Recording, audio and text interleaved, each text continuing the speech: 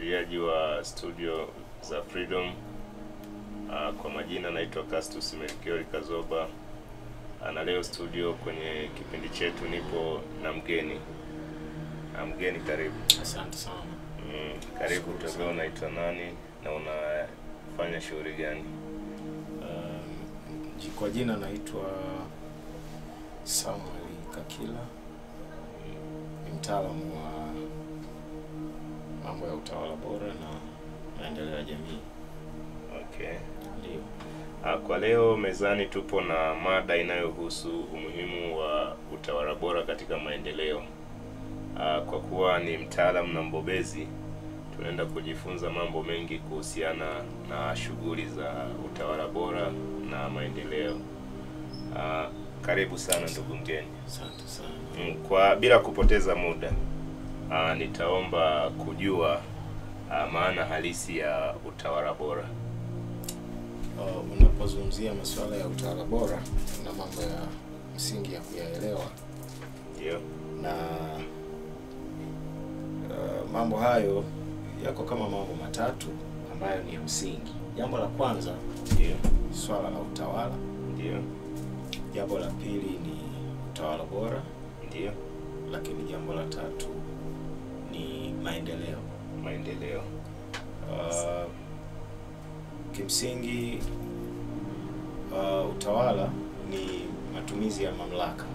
Matumizi ya mamlaka. Matumizi ya mamlaka kisiasa, ndio, au kiuchumi au kwa namna nyingine. Lakini katika kusimamia rasilimali za umma. Ndio. Hiyo ndio maana ya utawala. Okay. Lakini unapozungumzia utawala bora, utawala bora ni matumizi ya mamlaka kisiasa na kiuchumi au kwa namna nyingine kwenye kusimamia maendeleo, kwa kusimamia rasilimali, lakini pia unaongezea swala la kuweko na uwazi, uwajibikaji na uadilifu. Okay. Kama mambo ya msingi ambayo yanaongoza swala zima la utawala bora. Yeah. Sawa. Na labda kwenye swala la maendeleo kwa ujumla, ndio, ni ile hatua ambayo kama ni mtu anapiga hatua ya kutoka hatua moja kwenda hatua nyingine kimaendeleo. Mfano, kama mtu alikuwa na uwezo wa kula mlo mmoja kwa siku, kwa anaweza akawa anakula milo miwili au milo mitatu. Hayo ni maendeleo. Lakini pia kwa maendeleo ya umma au ya watu kwa ujumla kwenye kundi. Kama ingekuwa ni taifa tunazungumzia maendeleo, maana yake taifa limepiga hatua kutoka sehemu moja kwenda nyingine, kwa maana ya mabadiliko ambayo ni chanya kwa jamii. Okay. Asante sana. Sasa yamkini kwenye mambo hayo yote matatu ambayo umeweza kuyazungumzia, nimepata swali ambalo kiufupi linahusu aina ya misingi. Utawala bora huwa una misingi. Je, ni misingi ipi ya utawala bora? Utawala bora una misingi yake. Ndio. Na iko orodha ya misingi kama 10 misingi 10 ya utawala bora. Na ni jaribu kuweka sawa hii tafsiri ambayo nimeielezea, ndio, ya utawala bora. Msikilizaji anayesikiliza na mtazamaji ni vizuri akaelewa kwamba ni tafsiri ambayo nimeielezea kwa mujibu wa Tume ya Haki za Binadamu na Utawala Bora inavyoelezea tafsiri nzima ya utawala bora. Nice. Kwa hiyo hata misingi tunapokwenda kuieleza ni misingi ambayo inaelezwa kwa mujibu wa Tume ya Haki za Binadamu na Utawala Bora. Okay. Msingi wa kwanza ni ushirikishwaji. Au participation.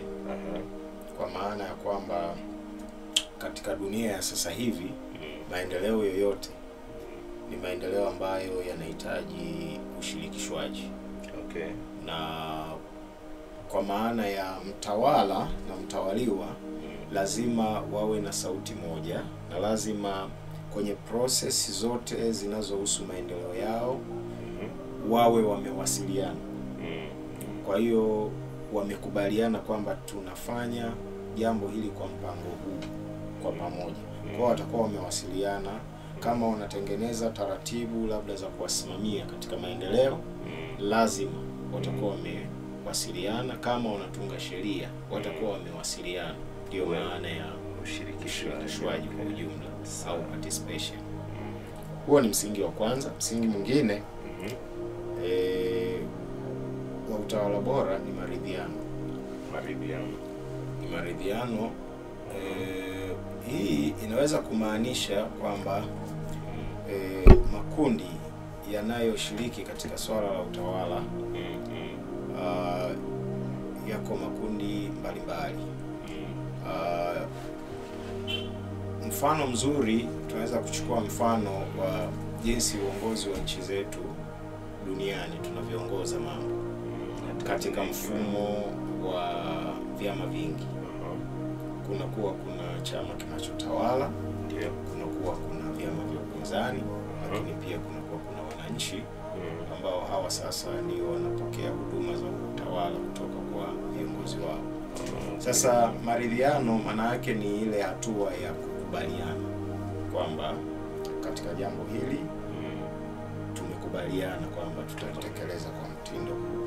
Okay. Lakini pia unaweza ukachukua picha ya kwamba inawezekana kabisa umetokea labda mgogoro ambao uliwatofautisha labda chama A na chama B au kundi A na kundi B.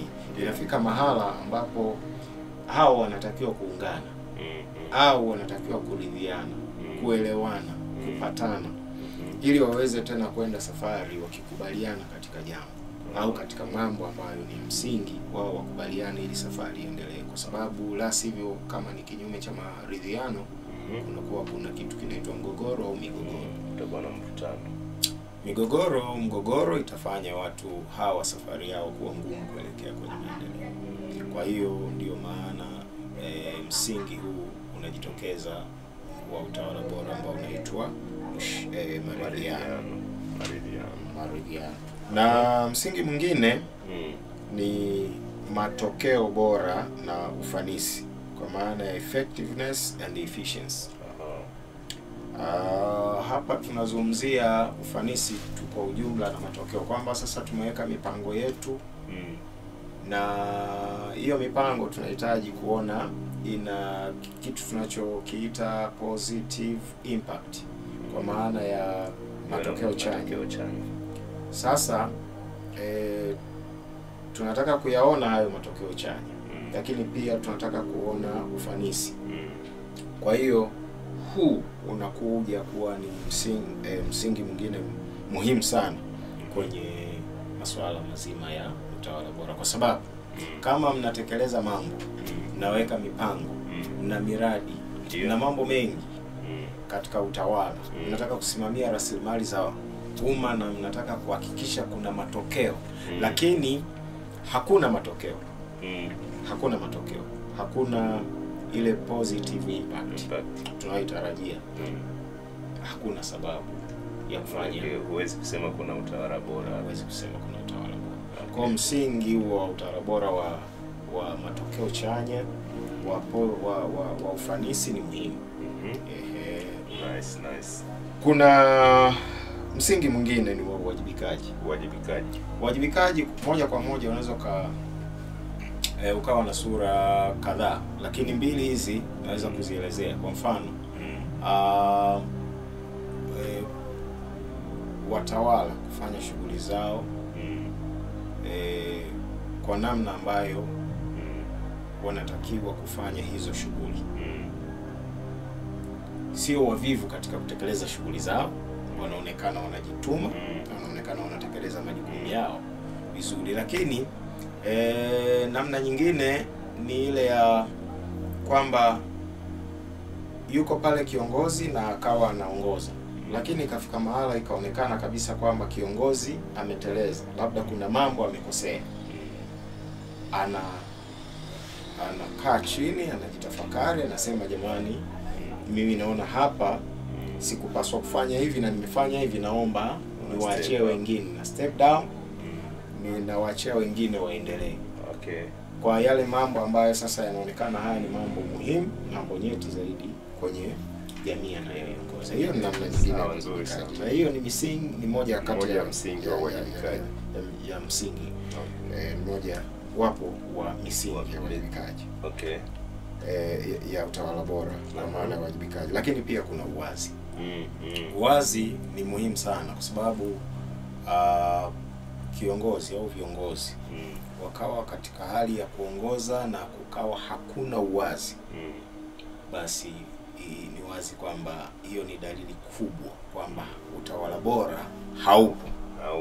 Kama hakuna uwazi. Kama hakuna uwazi, hakuna utawala bora. Lakini kama kuna uwazi, maana yake kuna utawala bora. Na uwazi ni moja kati ya misingi ya utawala bora. Kwa hiyo ni moja kati ya msingi muhimu sana wa utawala bora. Tunapozungumza uwazi, tunaweza tukatoa mfano mdogo. Kwa sababu tunapozungumzia swala la utawala bora, hatuzungumzii swala la utawala bora katika level tu ya kitaifa. Kuna levels nyingi za uongozi. Kwanza nadhani kuanzia ngazi ya chini. Ngazi ya chini kabisa mpaka ngazi ya juu.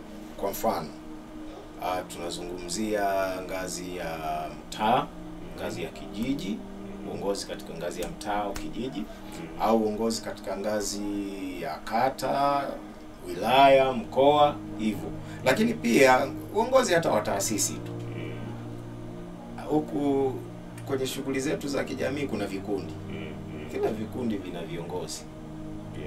Kila eneo linatakiwa kiongozi awe anatekeleza utawala wake kwa misingi hii tunayoisema, ambayo ndio inaashiria kwamba hapa kuna utawala bora. Sasa kwenye hii ya uwazi, kwa mfano, nitoe mfano, mnakuwa mna viongozi labda kwenye ngazi ya chini, labda ngazi ya kijiji.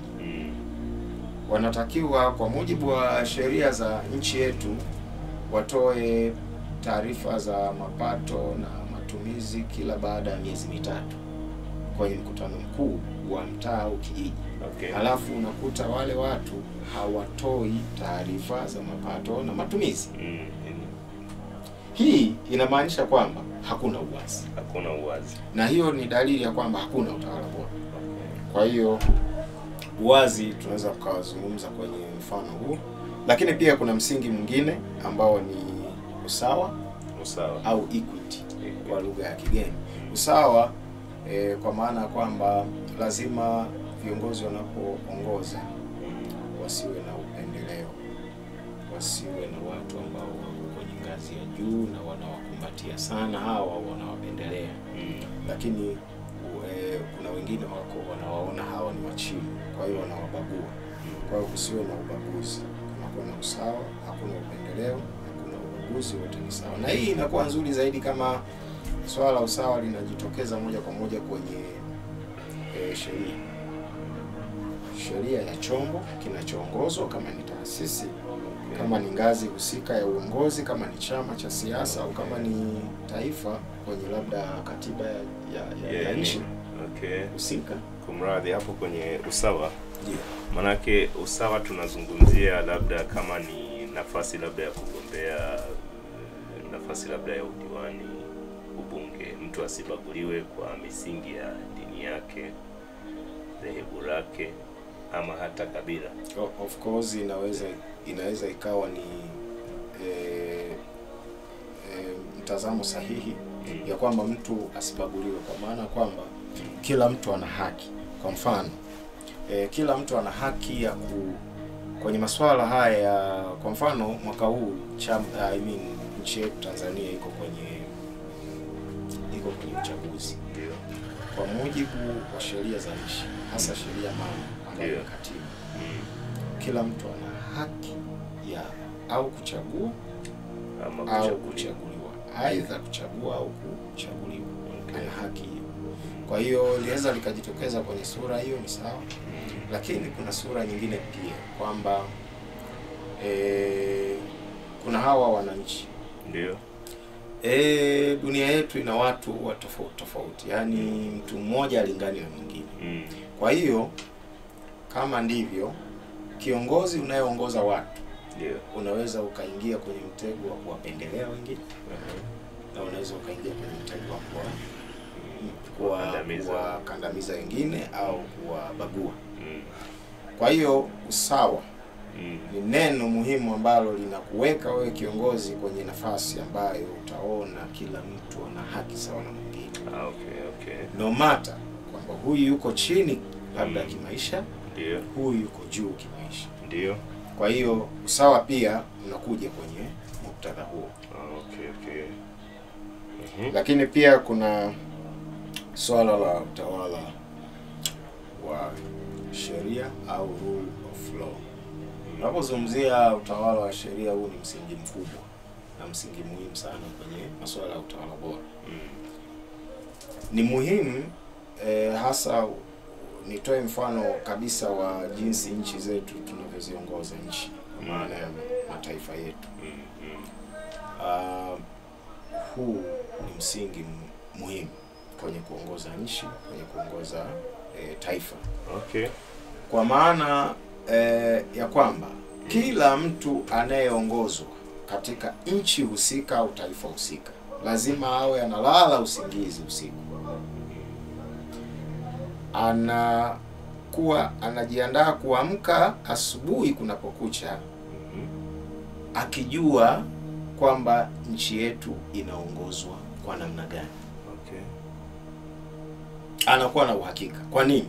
Anakuwa na uhakika kwa sababu sheria zipo zinazoiongoza nchi. Ni hatari sana kama mwananchi katika nchi yake anaweza akawa analala usiku, halafu anawaza usiku mzima nini kitakachotokea siku ya kesho yake. Yaani hana hakika ya maisha yake atakavyokwenda kwa siku inayofuata. Kwa nini? No rule of law. Mtu yote anaweza akajichukulia sheria mkononi akafanya maamuzi anayoweza. Ndio. Au hata aina ya utawala uliopo hauzingatii sheria, utawala wa sheria. Okay. Na hii ni vizuri kujaribu kuweka sawa kwenye mfano huu. Iko nchi ina utawala wa kidemokrasia, wamechagua kiongozi wao, anaongoza nchi yake kwa mujibu wa sheria, kanuni na taratibu. Wana katiba, wana sheria zao na kadhalika.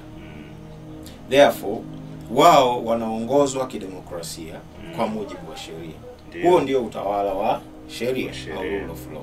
Yes. Lakini kuna nchi yuko mtu mmoja amepindua uongozi, amechukua madaraka, amekaa kwenye madaraka, na amekaa pale, hata sheria alizozikuta zingine amezikanyaga. Hazitumii na haziwezi kumuongoza. Yuko juu ya sheria zote. Yule akiamka anaamua lolote lile alilolala nalo usiku kwamba kesho nikiamka nafanya hili. Hamwezi kuwa na uhakika kwamba kesho akiamka atafanya kitu gani. Sasa pale hakuna rule of law. Okay.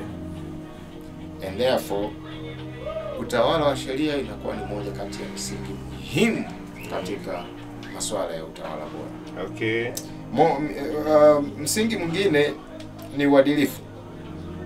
Uadilifu ni msingi muhimu kwa maana ya viongozi wanatakiwa kuwa waadilifu. Waadilifu kwa maana ya sio wabadilifu. Wanasimamia sawasawa rasilimali za umma.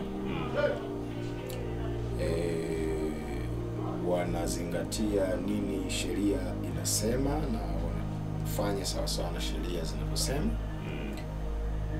wanawapenda watu wao wanaowaongoza, na eventually uadilifu inakuja kuwa ni moja kati ya msingi muhimu kwenye masuala ya utawala bora. Kama uadilifu hautakuwepo, maana yake hiyo ni saini kwamba hapo hakuna utawala bora. Kama kiongozi si mwadilifu, maana yake kama kiongozi akiwa ni mwizi, anatumia vibaya madaraka, hajali sheria zilizopo zinasema nini, hafuati hizo sheria, hapendi watu wake, hiyo ni kinyume cha integrity au uadilifu.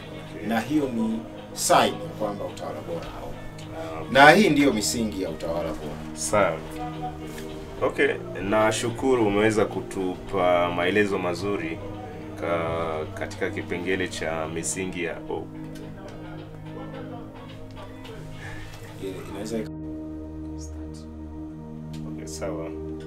Baada ya kuitizama kwa undani zaidi misingi ya utawala bora, sasa kuna swali ambalo nitakuuliza ndugu Kakira, na swali hilo litakwenda moja kwa moja kuhusu nguzo za utawala bora. Hizi nguzo ni zipi? Utawala bora una nguzo 6.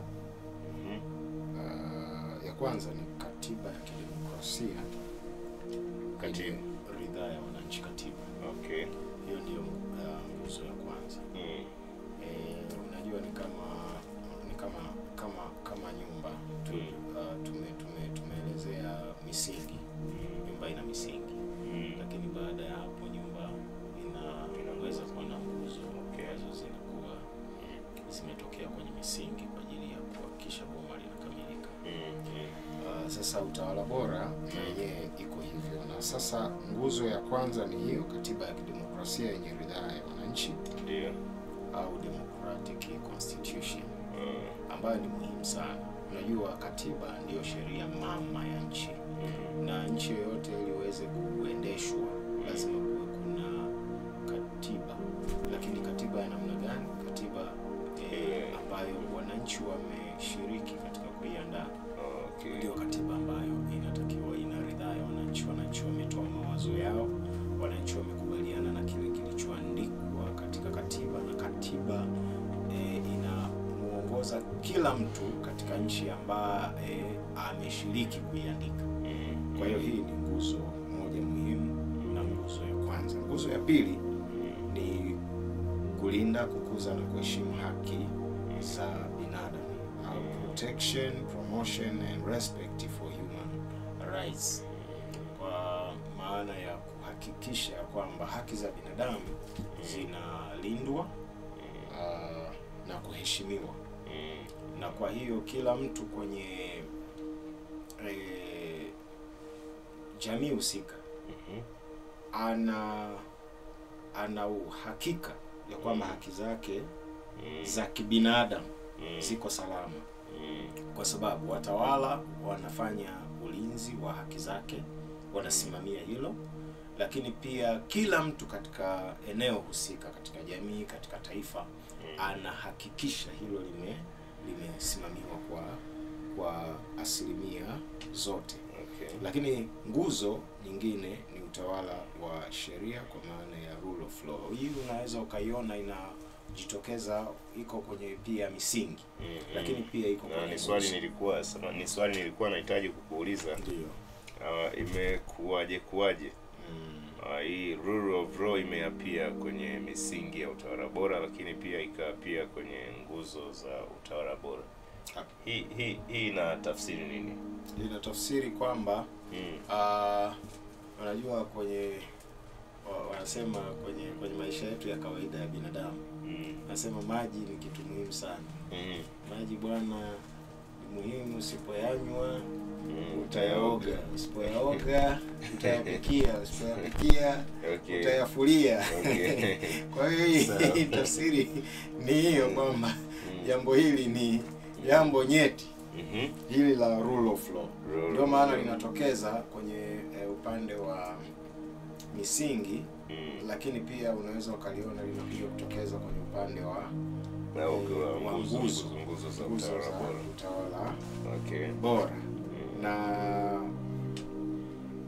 maelezo yake ni yale yale, okay. kwamba lazima watu wawe na uhakika kwamba kesho yao ikoje kwenye kuongozwa au kwenye uongozi wao, kuhakikisha kwamba kesho iko predictable, sio unpredictable. Okay, okay.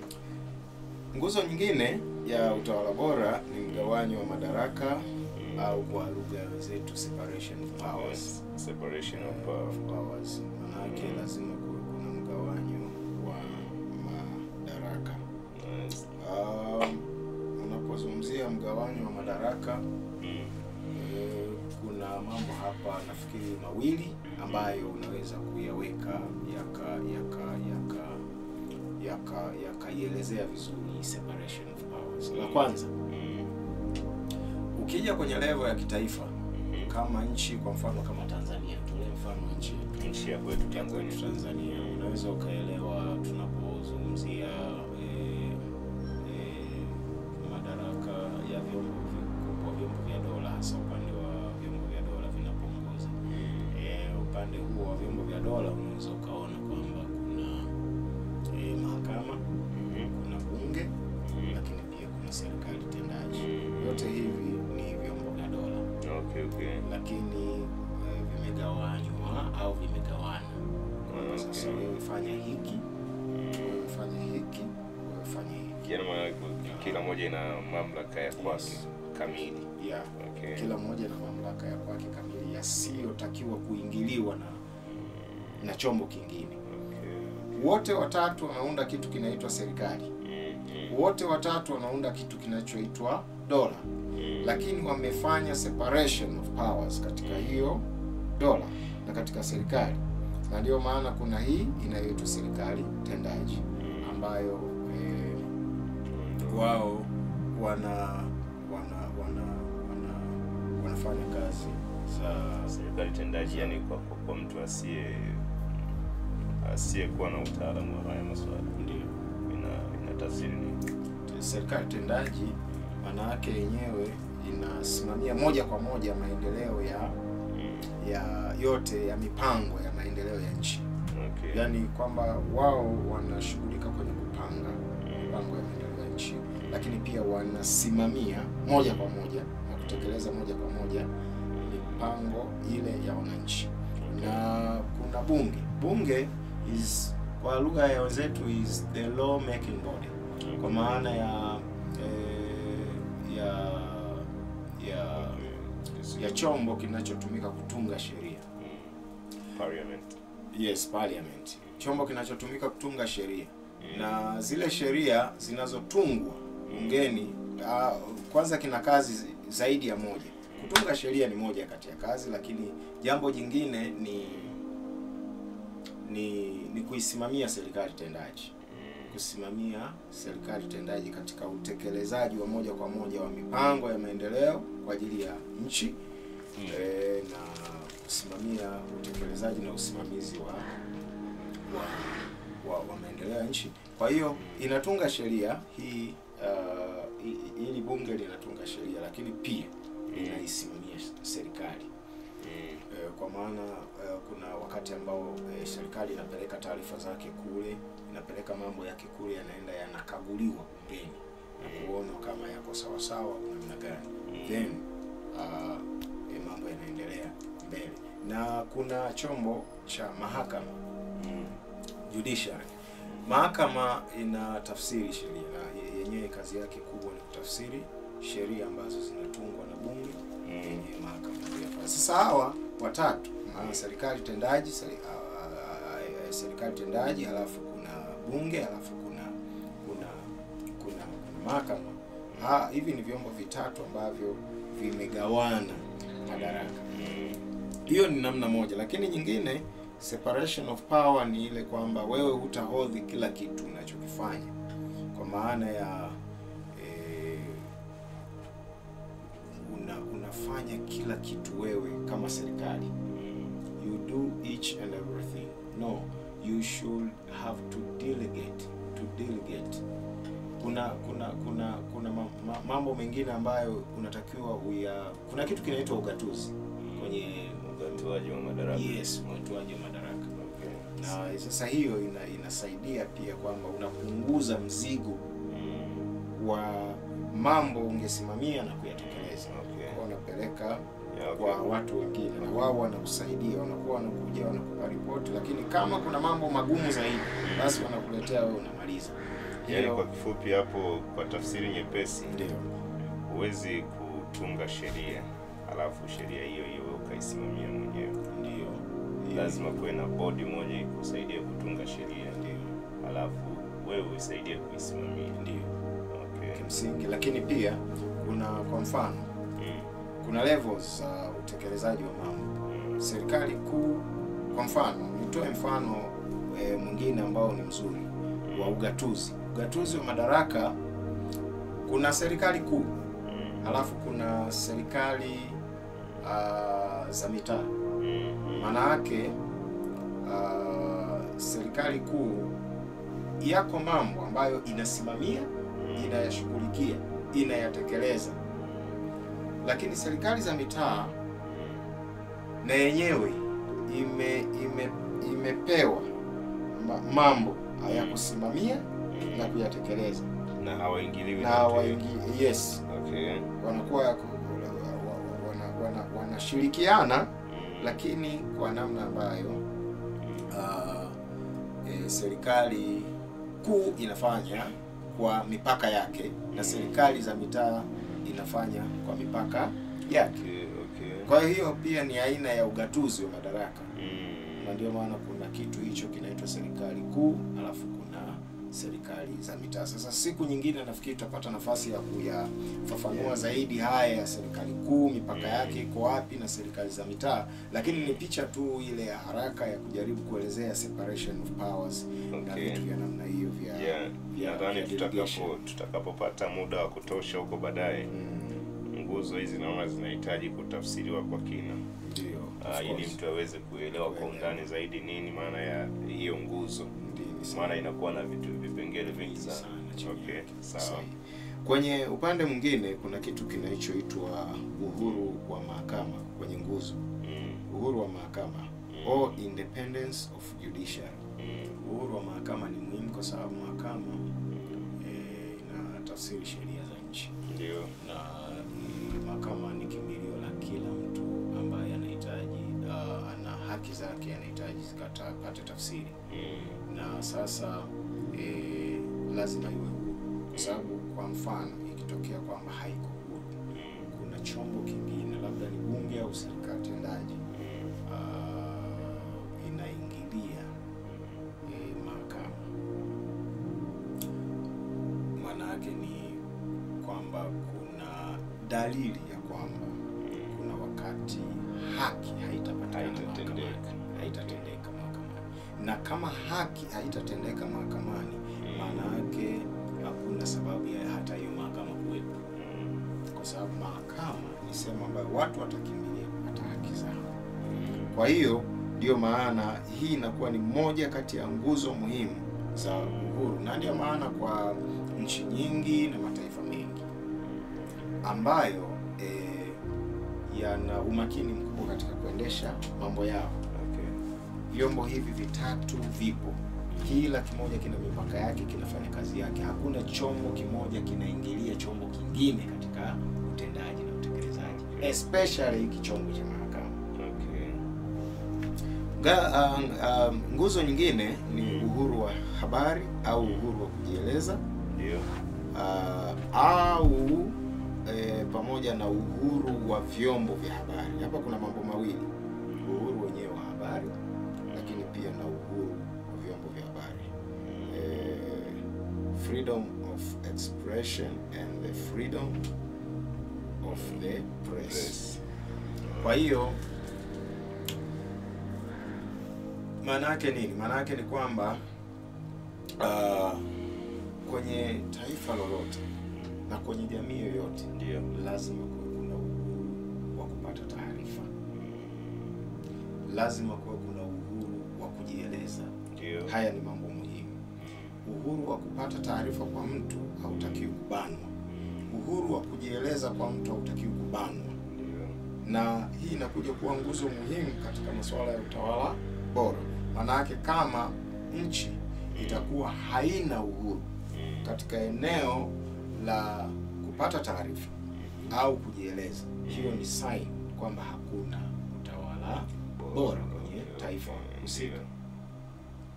Na hii iko kwenye, kwa mfano kwa nchi yetu ya Tanzania, iko kwenye katiba ya Jamhuri ya Muungano wa Tanzania kwenye ibara ya 18.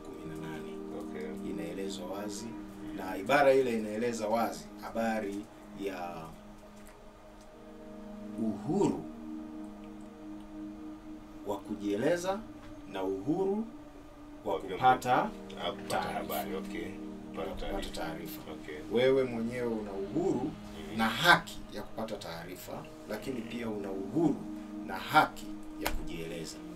Na hapo kuna hiyo uhuru wa vyombo vya habari. Ni nguzo moja, lakini inaeleza haya mambo mawili, kwamba kuna pia vyombo vya habari. Vyombo vya habari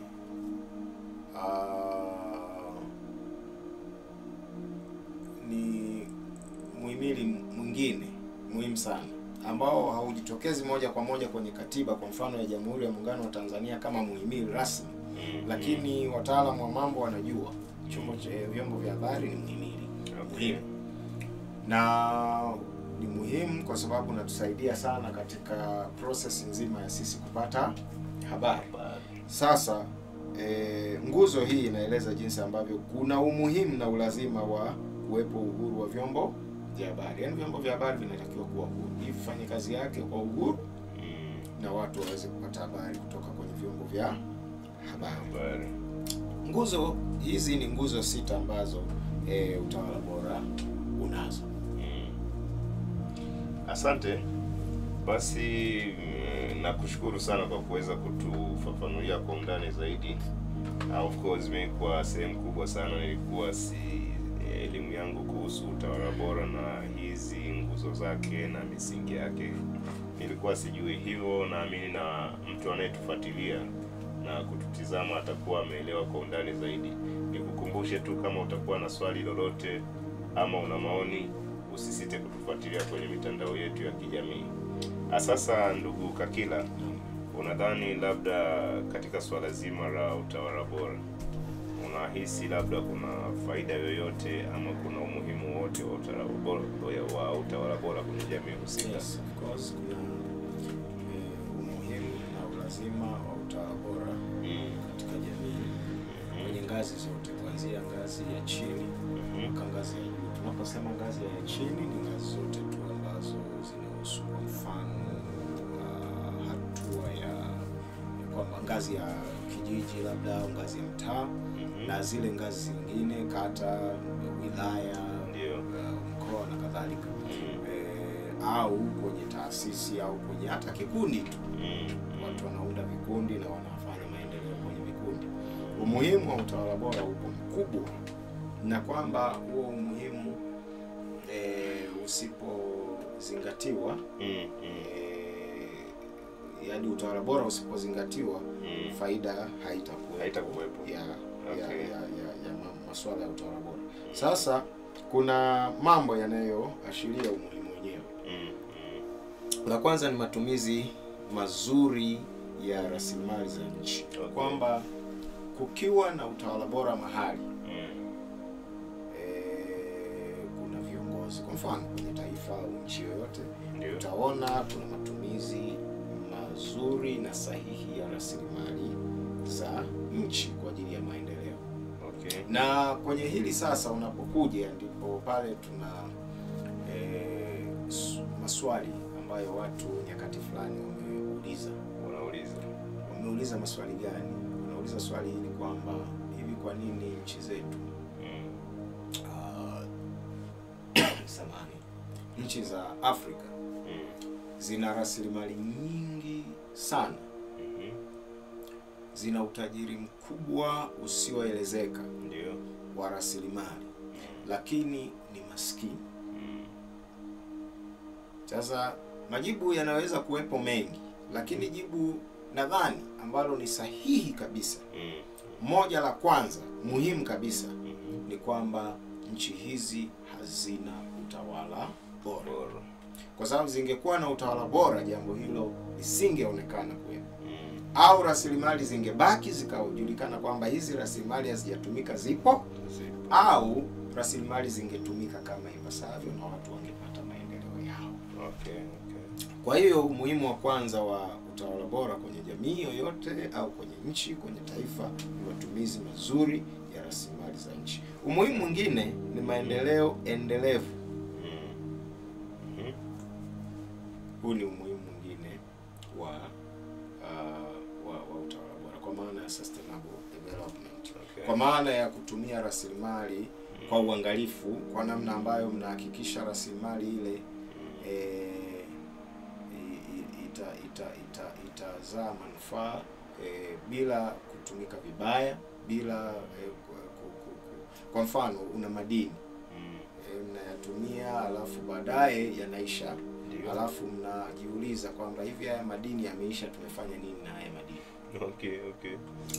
Lazima muwe na maelezo mazuri kwamba yes, tulikuwa na madini haya yameisha, lakini kuisha kwake kumezaa faida 1, 2, 3 na tunaendelea kuendelea katika haya mambo 1, 2, 3. Au unless otherwise hayo madini tuendelee kuyaona yapo. Ndio maana ya sustainable development. Na umuhimu mwingine wa utawala bora ni kupungua kwa umaskini, ujinga na maradhi. Kukiwa na utawala bora mahala, tutakuwa na uhakika kwamba umaskini utapungua, ujinga utapungua, maradhi yatapungua. Kwa nini? Kuna mipango sahihi, kuna viongozi sahihi, kuna usimamizi sahihi, utekelezaji wa mipango sahihi na matumizi sahihi kabisa ya rasilimali. Kwa hiyo hamna namna utaendelea kuona maradhi mahala. Kwa nini? Kwa sababu kwa mfano sekta ya afya inashughulikiwa ipasavyo, watu wanaweka budgets zao, mipango na budgets, na wanapeleka fedha kwenye maeneo. Kwa hiyo kuna hospitali zinajengwa, kuna vituo vya afya vinajengwa, zahanati zinajengwa, zinapelekwa vifaa tiba vinapelekwa mahala, dawa zinapatikana, wataalamu wanapelekwa maeneo, tena wataalamu ambao ni wazuri kabisa, wenye uwezo mzuri.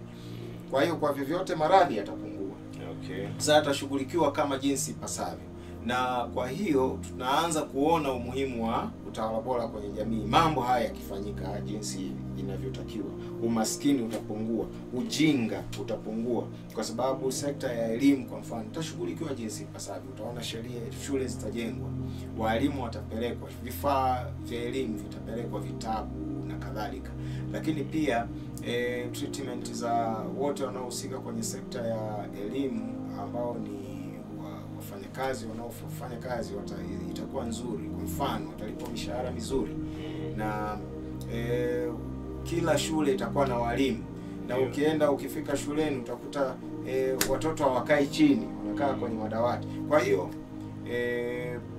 kimsingi mwisho wa siku unaweza kuona ile sekta imeboreshwa, kila sekta inaboreshwa. Kwa hiyo umaskini utaisha, ujinga utapungua, umaskini utapungua, ujinga utapungua na maradhi pia. Hiyo ni moja kati ya umuhimu katika swala zima la utawala bora. Lakini pia kuna kutokomea kwa rushwa. Kama kuna utawala bora mahali, uwe na hakika viongozi watakuwa waadilifu, uwe na hakika viongozi watakuwa zingatia sheria, ndio uwe na hakika hawatakuwa wala rushwa. Kwa hiyo kutakuwa na kutokomea kwa rushwa. Ziko ofisi unaingia, unahitaji huduma, labda ni ofisi za umma, na unahitaji huduma, unakuta watu hawajajipanga kwa hudumia watu, unakuta miungu watu kwenye zile ofisi, inakuwa ngumu kupata huduma ambayo unahitaji kwenye ile ofisi.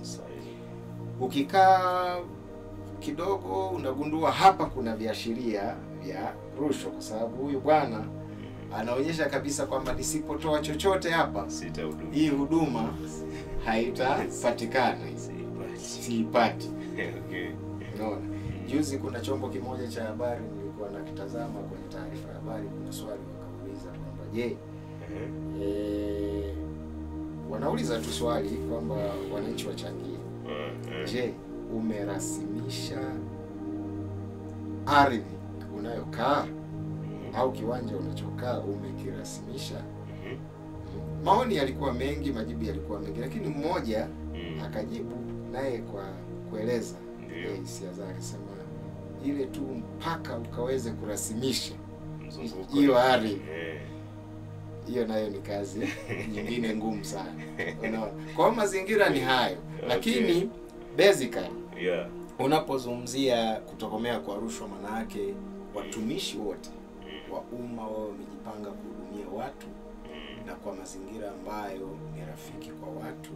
Watu wanaweza kuingia kwenye ofisi za umma kupata huduma bila kuonyesha dalili zozote za kwamba ingetakiwa rushwa kutoka au mtu angehitaji rushwa. Umuhimu mwingine ni huduma bora za jamii. Ukiwa na utawala bora, is obvious utapata huduma bora za kijamii kwenye maeneo yote, kwenye afya, kwa sababu rasilimali zinatumika sasa, kuna watu waadilifu, tutapata huduma bora za kijamii kwenye maeneo yote. Lakini la jingine ambalo litaonekana ni amani na utulivu. Kutakuwa na utulivu kwa sababu viongozi ni wazuri, wanaowajali watu, wanawajibika, watu wanaridhika na huduma zinazotolewa na watoa huduma wote katika utumishi wa umma, wakiwemo viongozi na wale wote watoa huduma kwenye kila mtu kwenye fani yake, kwenye idara yake. Kwa hiyo watu watakuwa na amani. Kwa hiyo in general nchi au taifa litakuwa na amani na utulivu. Umuhimu mwingine ni kuheshimiwa kwa haki za binadamu. Hii nayo imekuwa ni changamoto kwenye maeneo mengi ya nchi, na hasa nchi ambazo ziko katika ulimwengu wa tatu, ambazo ziko nyuma kimaendeleo katika dunia yetu. Kwamba haki za binadamu zimekuwa haziheshimiwi kama ipasavyo. Lakini hii ni moja kati ya jambo muhimu sana, na utawala bora unazingatia jambo hili. Kwa hiyo kama kwenye taifa husika, kwenye nchi husika, kwenye jamii husika kuna utawala bora, maana yake haki za binadamu zitaheshimiwa. Na jambo jingine ambalo ni umuhimu wa utawala bora ni utatuzi wa migogoro kwa mujibu wa sheria na taratibu. Kwa sababu kwenye jamii yoyote tunavyoishi lazima migogoro itatokea. Sasa migogoro ikitokea, how do we resolve them? Na hiyo ndio muhimu, kwa sababu jambo moja hata mimi huwa nina zungumza na watu tofauti kwamba unajua kutokea mgogoro ni jambo moja, lakini kutatua mgogoro jambo lingine. Unaweza ukatokea mgogoro, lakini namna mtakavyo utatua mgogoro mkazalisha migogoro mingi zaidi. Lakini mkiwa na utaratibu mzuri wa namna ya kutatua migogoro, maana yake huu mgogoro utaisha na hatua zingine za amani zitaendelea. Kukiwa na utawala bora, haya yote yakazingatiwa. Kwa mfano misingi hiyo ikazingatiwa, hizi nguzo za utawala bora zikazingatiwa, maana yake kutakuwa na utatuzi wa migogoro kwa mujibu wa sheria na taratibu, na hili linaendelea kuchagiza maendeleo kwenye jamii, lakini pia linaendelea kuchagiza amani na utulivu. Bwana, ni kushukuru sana Mr. Kakila kwa muda wako. Asante sana. Elimu unayoitoa ni muhimu sana kwa jamii na inatufaa sana. Kwangu mimi imekuwa nzuri sana. Vile vile nadhani na mpenzi mtazamaji anayetufuatilia kwenye studio zetu atakuwa anazidi kuenjoy zaidi kwa makala haya na elimu hii nzuri. Kiukweli shukrani sana. Asante sana. Mpenzi mfuatiliaji, tukushukuru sana, na sisi ni Freedom.